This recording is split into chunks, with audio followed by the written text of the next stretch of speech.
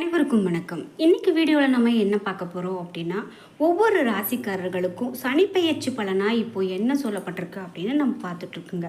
பொதுவாகவே இந்த சனிப்பெயர்ச்சி பலன் அப்படின்னு பார்க்கும்போது நம்ம ஒரு முக்கியமான கிரக பயிற்சியாக பார்க்குறோம். அதில் நாம் எப்போதுமே ஒரு கிரக பயிற்சி நடக்கும்போது நம்ம வாழ்க்கையில் ஒரு சிலருக்கு நல்ல ஒரு அதிர்ஷ்டத்தை பெறுவாங்க அப்படின்னு சொல்லுவாங்க.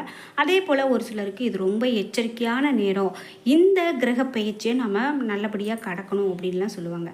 அந்த வகையில் சனிப்பெயர்ச்சி அப்படின்னு பார்த்தீங்கன்னா நம்ம முக்கியமான பார்க்க வேண்டிய ஒரு பயிற்சி.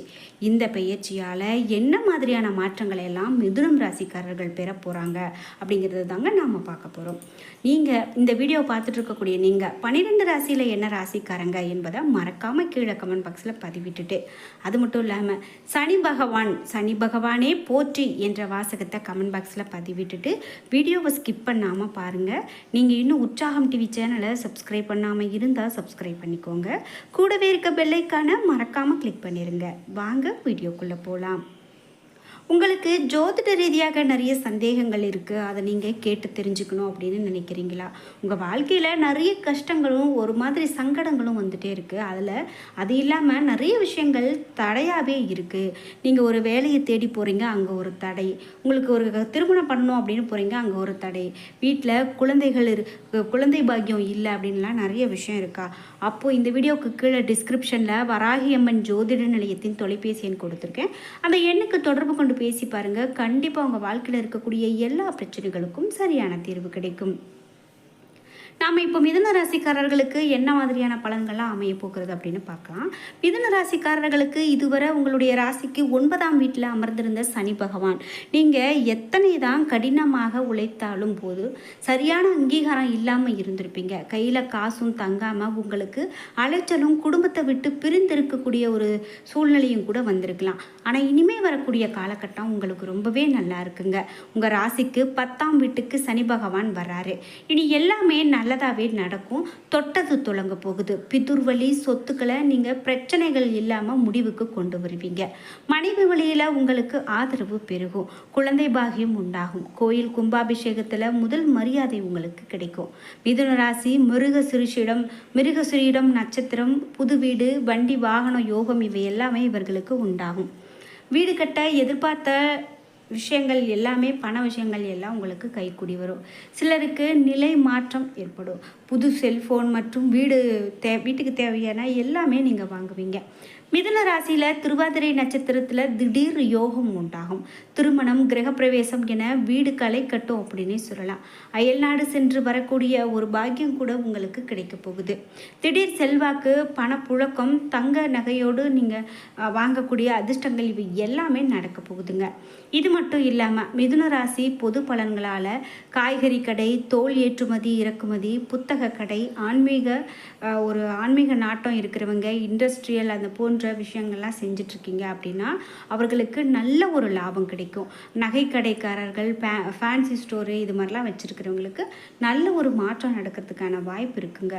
உத்தியோகஸ்தர்களை பொறுத்த வரைக்கும் ராசிக்கு 10ஆம் வீட்டில் சனி வந்து அமர்வதால் வேலையில் பிரச்சனைகள் ஏற்படலாம். தேவையில்லாமல் உங்களுக்கு வாங்கிய கடன்கள், இஎம்ஐ இவை எல்லாமே நீங்கள் கட்டுறது தாங்க நல்லது.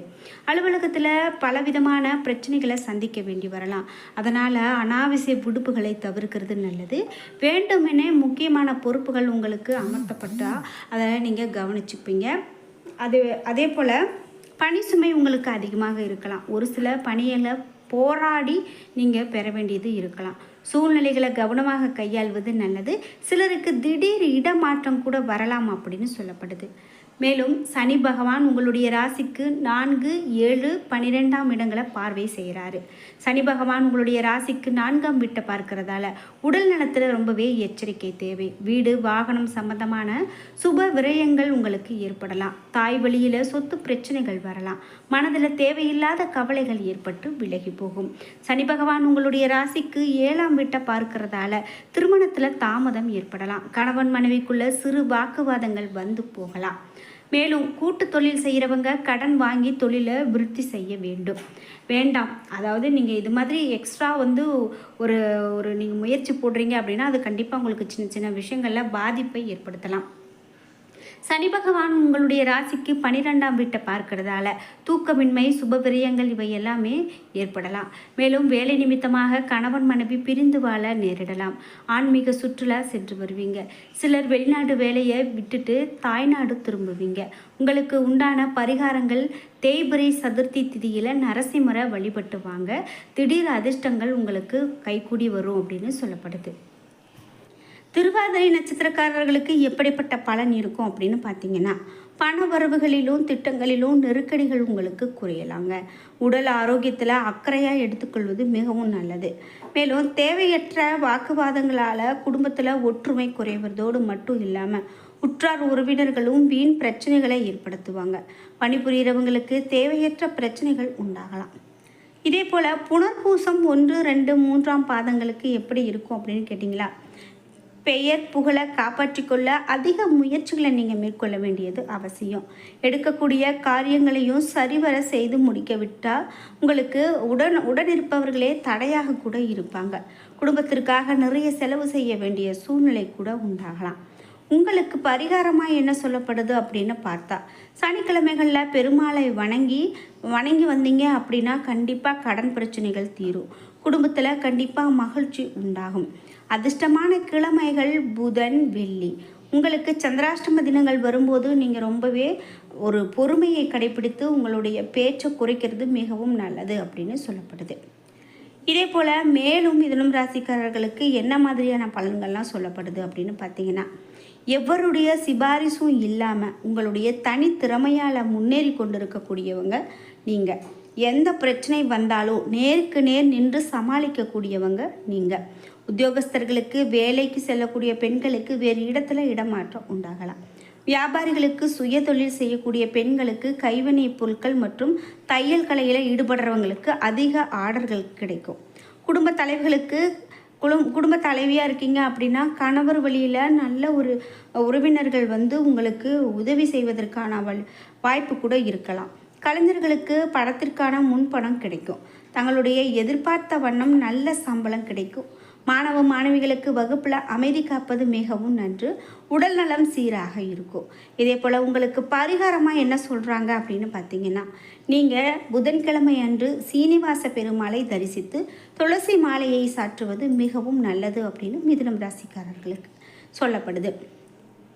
உங்களுக்கு உத்தியோகத்தை பொறுத்த வரைக்கும் எப்படிப்பட்ட பலன் அமையும் அப்படின்னு பார்த்தீங்கன்னா, பணிபுரியக்கூடிய மிதுன ராசி அன்பர்களுக்கு கடினமான தருணங்களை கூட சந்திக்க நேரிடலாங்க. உங்களுக்கு விஷயங்கள் எதிரும் எளிதாக இருக்காது. நீங்கள் கடினமாக உழைக்க வேண்டியது வரலாம். ஆனால் உங்களுடைய உழைப்பின் பலனை நீங்கள் விரும்பியபடி அனுபவிக்க இயலாமல் போகலாம்.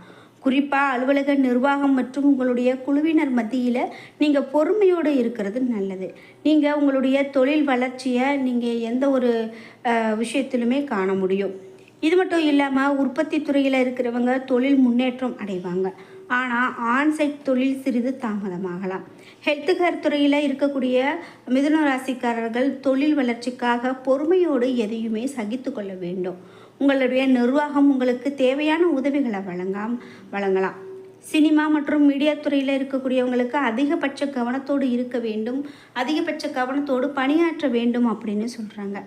ஆசிரியர் தொழில் செய்கிறவங்களுக்கு இது நல்ல நேரம். உங்களுடைய கடின உழைப்புக்கு அங்கீகாரம் கிடைக்கும்.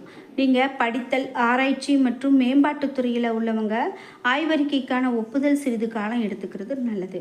உங்களுக்கு ஆரோக்கியத்தை பொறுத்த வரைக்கும் தோள்பட்டை மற்றும் செரிமான அமைப்பு தொடர்பான சிறிய உடல்நல பிரச்சனைகள் இருக்கலாம். இந்த சிக்கல்கள் ஏற்படலாம் என்றாலும் பொதுவாக ஆரோக்கியமாகவும் வலுவாகவும் இருப்பீங்க. தோள்பட்டை வலியை தவிர்க்க கனமான பொருட்களை தூக்குவதை தவிர்க்கிறது நல்லது. இந்த சிறிய பாதுகாப்பு நடவடிக்கை நல்ல ஆரோக்கியத்தை பாதுகாக்க உதவும். பெரிய உடல்நல பிரச்சனைகள் எதுவும் இருக்க வாய்ப்பில்லை அப்படின்னே சொல்லப்படுது. என்ன நண்பர்களே, இன்னைக்கு வீடியோவில் அடுத்தடுத்து வரக்கூடிய நாட்களில் இனிமே மிதுன ராசிக்காரர்களுக்கு என்ன மாதிரியான பலன்கள்லாம் அமைய போகுது அப்படின்னு பார்த்து தெரிஞ்சுக்கிட்டோம். இந்த வீடியோ கண்டிப்பாக உங்களுக்கு பயனுள்ளதாகவும் பிடித்ததாகவும் இருந்திருக்கும். வீடியோ உங்களுக்கு பிடிச்சிருந்தா லைக் பண்ணுங்கள், ஷேர் பண்ணுங்கள், கமெண்ட் பண்ணுங்கள். நீங்கள் இன்னும் உற்சாகம் டிவி சேனலை சப்ஸ்கிரைப் பண்ணாமல் இருந்தால் சப்ஸ்கிரைப் பண்ணிக்கோங்க. கூடவே இருக்க பெல்லைக்கான மறக்காமல் கிளிக் பண்ணிடுங்க. அப்போ தான் நாங்கள் போடுற இது போன்ற பயனுள்ள வீடியோக்கள் ஒவ்வொன்றும் உங்களுக்கு உடனுக்குடன் நோட்டிஃபிகேஷனாக வந்து சேரும். நன்றி வியூவர்ஸ்.